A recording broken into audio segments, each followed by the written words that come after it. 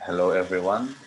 Um, Today we're going to present our paper. Let me introduce the team. My name is Raffi Arrisyad. My name is Andreas Christian Wijaya. My name is RADI HUSAENI.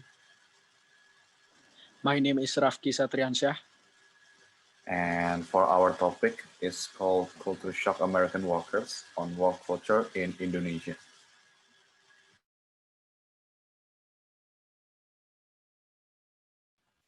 For the background, it is no secret that now many foreigners from various countries come to Indonesia to work and live permanently in Indonesia. This all happened because of globalization and law in Indonesia regarding the entry of foreigner workers to Indonesia becomes more easy. Globalization has eliminated state boundaries and also removes barriers between high moving costs, regional topography, and transportation. Foreign workers in Indonesia in 2020 reached 98,902 people, consists of foreign workers from China who were ranked first, namely 35,781 people, or the equivalent of 36.17%.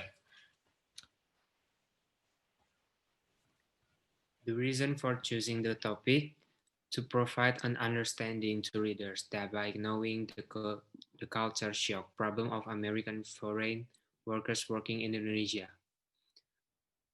whether it affects performance in the workplace and how to deal with cultural differences that occur and to find out about culture shock in general.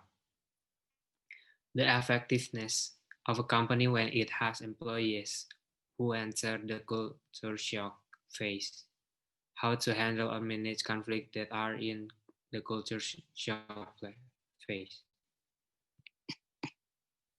Formulation of the problem. First, definition of culture shock, and second, differences in Indonesian and American work culture.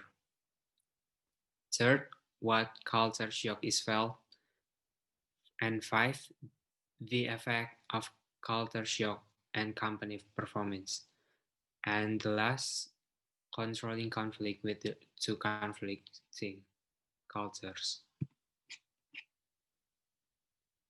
I'm going to explain the definition of culture shock.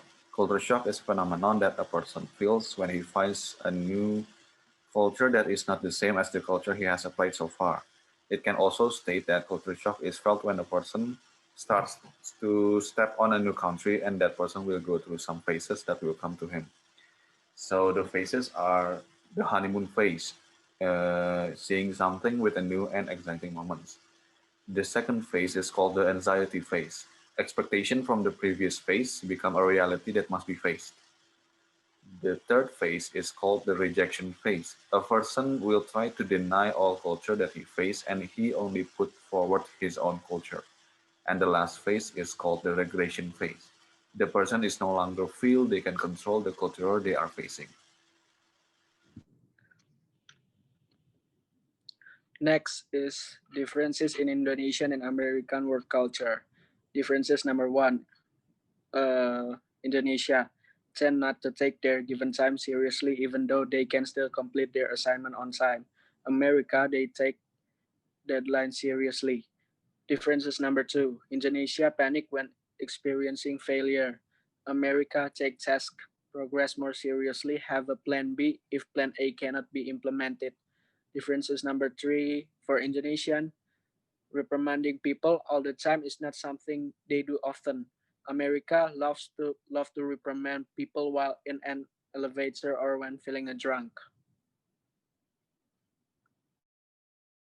So what culture shock is felt? And based on data from the GLOBE project, things that are different in value and practice are gender egalitarianism and institutional collectivism. From leadership visualization includes participative, autonomous, and self-protective sections.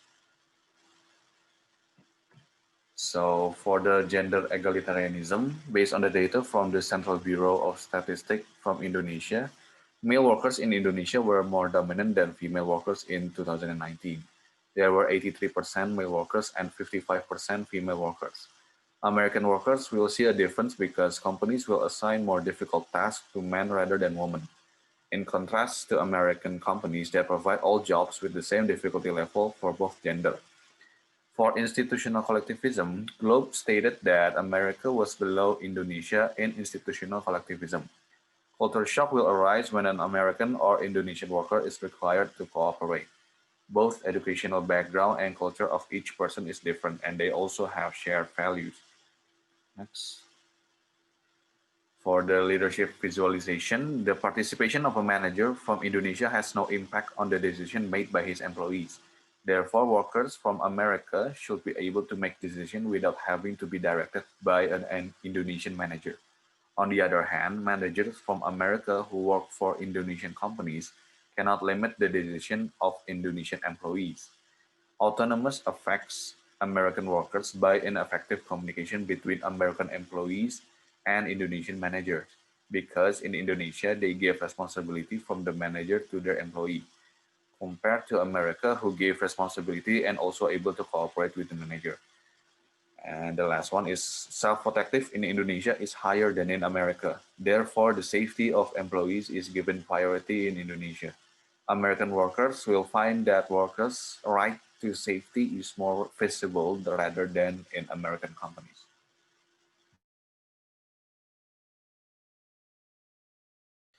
Culture shock that is felt in everyday life. A worker from America explained that during his stay in Indonesia, he could see other than in the scope of his office that Indonesian priorities community-based.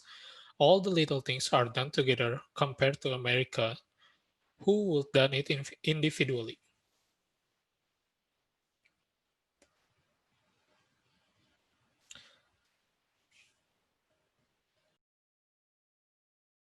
The effect of culture shock on company performance. A foreign worker will enter the rejection phase and deny the culture that is being faced. The impact that can be felt is that communication between employees with manager creates tension which can cause company performance to slow down because each individual puts forward the values and culture adopted.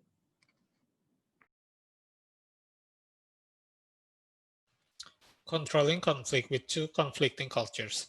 There are two steps, namely the assimilation culture and acculturation culture. Assimilation culture is a process where an attempt is made to reduce the difference that exists between a group of people with different cultures. From this process, the culture of the different groups change and an adjustment process occurs. Acculturation culture is a process in which a group of people is exposed to foreign cultural elements.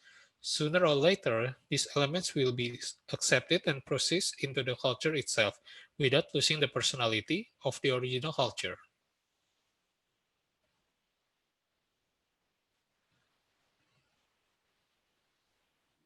The conclusion: the effect of culture shock among a worker in a company will have an impact on company performance.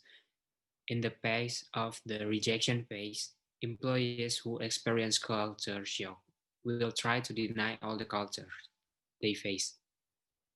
This will have an impact on internal conflict within the company. Communication between employees or employees with a manager began to have tension. The rejection phase is enough to make it difficult for a person to adapt to the situation at hand. In this regards, what can be done to resolve the conflict between two different cultures is through cultural assimilation and acculturation. This is for the references for this paper.